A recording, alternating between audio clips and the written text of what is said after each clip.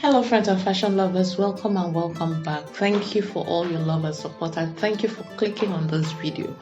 In this tutorial, I'll be showing you how to make this lovely monostrap princess dress. To get started, the material you will need are I use about 8 yards. You might need more depending on the size of the child and how full you want your garment to be. You need satin. Here I have 2 yards. You'll need more if you're having extra lining. And of course you need a zipper. And then pearls. Yes, pearls is the star of the game. You will need pearls. And you will also need a gum to attach your pearls to your toe.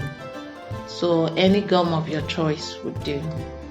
So I also use my basic bodice pattern. The link will be in the description box. You want to make sure that you trace it in full. You don't need half bodice for this. You just need a full bodice. So most people will just connect from the neckline to the armhole. It's okay if we do that, but I found this more exposing for the child. I really don't like the fitting. So what I like to do is to come to the side here, not where I have my seaming allowance, just where it's in, and go up by 1 inch. So now I can connect it back to my neckline. So you just make sure that you are going up by 1 inch. The side that you want it open, the side that you are revealing the arm, so just go up by 1 inch. Then you connect it back to the neckline. I like the neckline, so I'm pretty much following my neckline curve. So this way it's going to fit the child well and it's not going to be overly exposed. So that is the neckline adjustment. So I'm going to still extend it to my seaming allowance by the side. So if you are the type that use your original armhole measurement, I think you should just hold this middle by about half an inch. This is to prevent gapping, but I really don't need to do that to prevent gapping because I've already gone up by 1 inch, and this 1 inch includes a bit for my seaming allowance. With this, just go ahead and cut out your pattern. With this adjustment that has been made, you can either use your front pattern to cut your back pattern, or better still, you can make the same adjustment on your back pattern. So the choice is yours. Now to my skirt piece. The skirt is going to be an half circle skirt, so I just folded my fabric lengthwise. So to accommodate on my table so that it will be visible, I just decided to fold it again. So it's time to mark the radius of the half circle skirt. So to have the radius, you just use the waist measurement including the zipper allowance. For this garment, the zipper will be by the side, so include the zipper allowance and divide whatever you have by 3.14, and that will give you the radius of your skirt. Next is to mark the length of your skirt. You want to make sure that after hemming and stitching, your skirt will be about 1.5 inches shorter than your toe.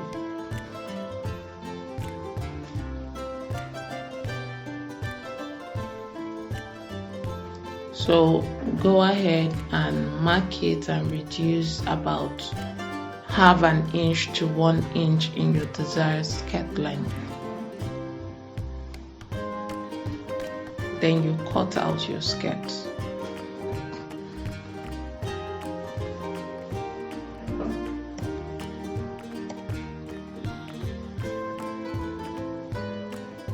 So after cutting out my skirt, it's time to meet my other pieces.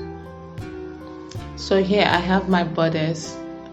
I have cut for my front and I have a lining to go with it, and I've also cut for my back and I also have a lining to go with it. So I have 4 pieces for the bodice, and of course you saw how I just cut the skirt, but in case you want it more voluminous, you will need to cut the skirt twice. You need to have 2 pieces for the skirt. Then I'm setting one tool aside for my bodice. You will see how I use that in a short while. Now I'm going to move the rest of my pieces away. That is my skirt, the tool I set for the bodice, and the bodice. I'm just getting it out of the way. So it's time to work on my skirt. So you need to take just one layer of your skirt. Know that my tool is my desired skirt length plus half an inch. So you want to have that extra half an inch because you're going to be attaching your tool to your bodice. So to still have your desired skirt length, you need to add about half an inch at least. So next is to attach my pearls, and I'm attaching these pearls to only one layer of my tool. So you can use any glue of your choice.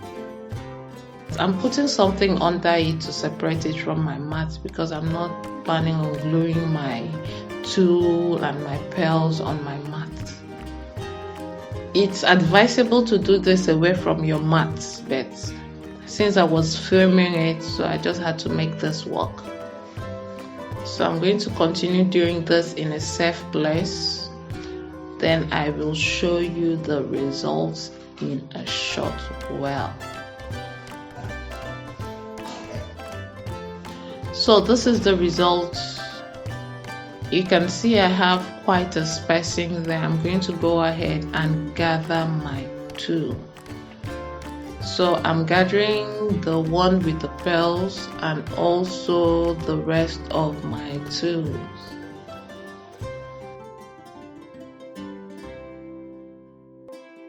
So after gathering it, this is how it looks. Remember that it's only one layer that has pearls attached to it and the rest has no pearls. So I'm going to set this aside briefly to work on my bodice. So this is my back and front bodice. I am going to be pleating tool on it. So I just double my tool a bit before pleating on it. I'm not using a single layer of tool. I just folded it in half and I'm pleating on it. Just a tip here, you want to make sure that your fabric is not rumpled. So if your bodice fabric is rumpled, you need to give it a press before you start pleating your tool on it.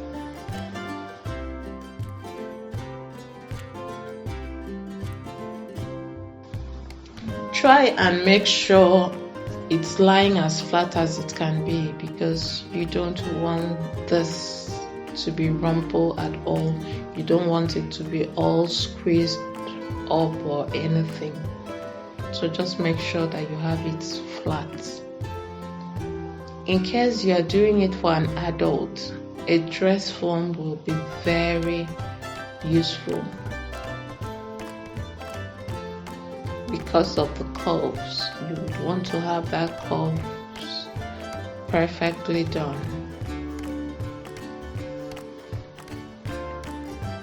So just keep pleating, and the size of the pleat is totally up to you. Have you given this video a thumbs up yet? Have you? Okay, when you're done pleating, go ahead and stay stitch it. You want to stay stitch this in place so that you take out the pins. After you might have stay stitch and you've taken out the pins, go ahead and trim down the tool.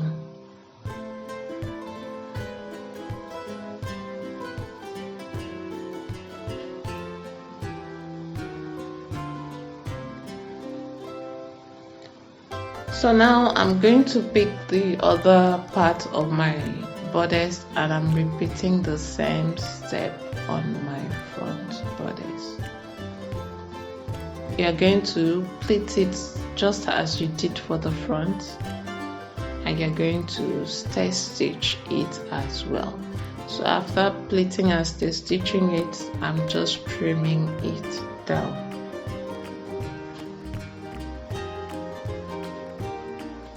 Hope it's easy, because it was easy for me to do this. You just have to be patient and nice to your fabric. So it's time to place it right side facing. You're going to go ahead and pin it at the shoulder, and you're doing this both for your fashion fabric and the lining piece. Just stitch that shoulder. After stitching, place your fashion fabric on your lining piece right side facing. You're going to pin and make sure that you match the shoulder seams. If you have matched the shoulder seam, pin the neckline and also the armhole. You're going to go ahead and stitch the neckline and also the armhole.